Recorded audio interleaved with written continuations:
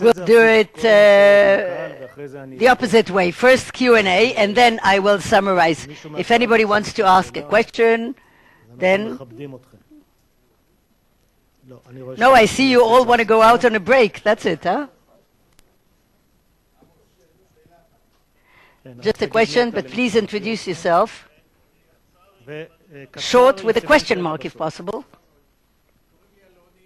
Gidi Aloni, why not go towards autonomy in Gaza? I'm afraid I can't hear him. Autonomy in the West Bank, Jordanian sovereignty, to offer that to the world.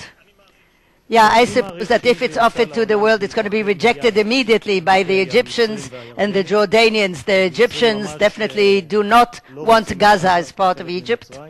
And also the Jordanians, after we couldn't reach an agreement in London with them in 87, 88, they disengaged themselves from the West Bank. Maybe that if we make the unilateral steps as we offer independently, and there'll be two blocks like that, and I can agree with whoever said here that it won't be a state that can be sustainable.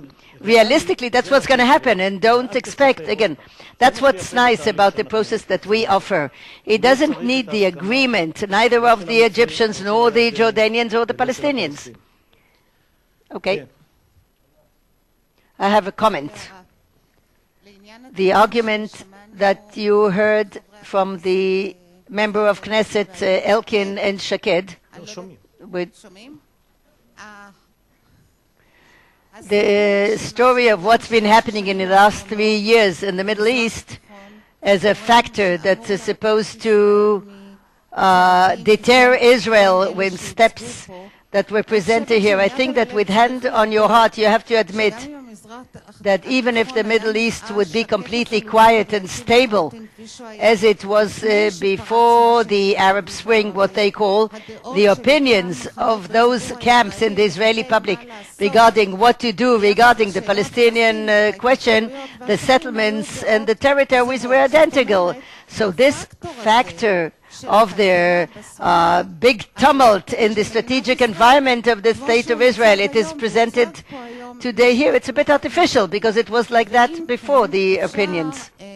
And anyway, if we can take it from the other side and say that facing the revolutions and the turnabouts and what's happening around us in the Middle East, and we see from Lebanon to Egypt, Iraq and Jordan, maybe these are arguments that should lead us to serious thinking regarding processes that Israel will do and make it easier for it to cope with these environmental challenges, those that we see now and those that we can expect to happen later.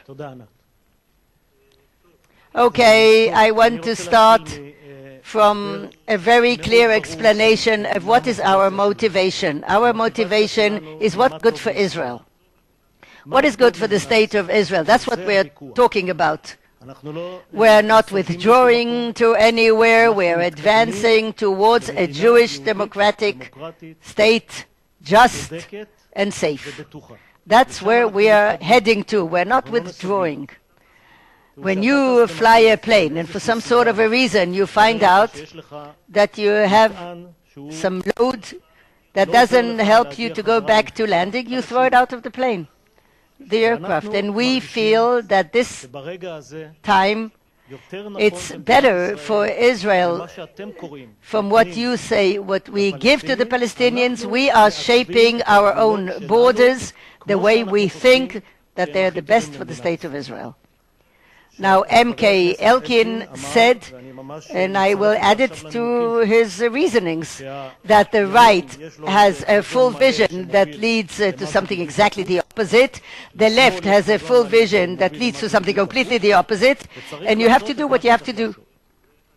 And I think that what we suggested here today is not to go to the opposite places than what we mean, but to get to the place that the forefathers of the State of Israel and its founders and the fathers of Zionism brought us, in order to get there, and that's where we have to go, not to alarm us with this issue of security. We proved that when there's a clear line, a defined line on which we're ready to live or die, and there's a national consensus, this line, we are the strongest state in the Middle East, and we can defend this line. When the buses are exploding in our cities because there's no definite line, the situation is much worse. And if you just take, and I don't like to make this account, but if you take the number of casualties in Gaza 5 years before the disengagement and 5 years after, the number before is 3 times larger. And therefore, don't alarm us with security. Security we understand very well. And we'll know how to cope with the Syrians if they'll be in a form of Bashar Assad or ISIS or Al-Nusra or all these new bodies. We'll know how to cope with everything that's going to happen beyond the Jordan River. And if you didn't listen well, and I don't suggest to leave the Jordan Valley, it's in our hands exactly for those reasons that in the 4 principles that we determined, security is one of them. And I said it's like an equalizer. We have to put everything on top. The Jewish, the democratic, the safe, and the just. And all these things are as important, and we'll put all of them in the right place. Now, I really think that what was ever written in our strategic plan, I'm very happy that we can read the same things 10 years later. To date, our strategy, the way you quoted it, is a guest from outside. It's not a person in the INSS. In that same journal, Yaakov Amidror, he said that the withdrawal from Gaza is going to be a disaster. And I asked anybody here, if anybody wants to go back to Gaza, nobody voted for that, and Amidror himself wouldn't. It was a correct strategic process. The right should be happy because it changed the demographic balance. It made the status quo more sustainable. And it made the state of Israel, in my mind, more Jewish and more safe. And also more just regarding the Gaza Strip. And the same thing exactly with the correction of the mistakes I mentioned. We have to do also on the eastern border for the benefit of the state of Israel in order to give anybody anything that he doesn't deserve. And at the end of the day, it's going to put us in a much stronger position vis-à-vis the Palestinians and the international community when we go back to the negotiation table. Thank you, and we shall see you together with the Prime Minister.